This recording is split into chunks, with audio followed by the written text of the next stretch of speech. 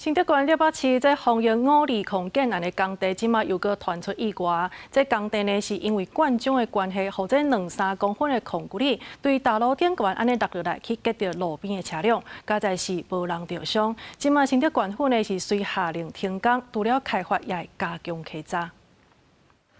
一群人徛伫大楼外口，看向对面工地楼顶。这新起的大楼工地面顶当咧灌浆，不过空骨里直直喷落来，喷到天地下骹的车辆，甚至有2-3公分的石头啊，对咧落落来，好佳在无人着伤。 星期天傍晚，我接到民众陈情，因为强风在520工地附近呢，有这个螺丝扭力筒吹落，然后打到他的车子，然后滚落到他的车底，那让民众非常的惊吓。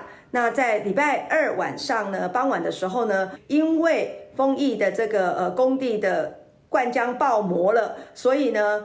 大大小小的土粒从天上掉下来，然后打到他们的车子。机关指出，工地前几天将因为风头有工具无细粒吹落来，过无几天，佫有状况发生。新竹县工务处接到通知了后，已经要求工地停止灌浆，会罚款，来进行劳检。9月21跟9月232日共有2次的一个掉落事件，新竹县政府会依照建筑法来分次。 加重进行处罚。近日，我们会正式发公文，请丰益停止结构灌浆的工项，必须要提送灌浆的计划书，由第三方的公证单位审查核可之后，自符核备，才可以进行后续。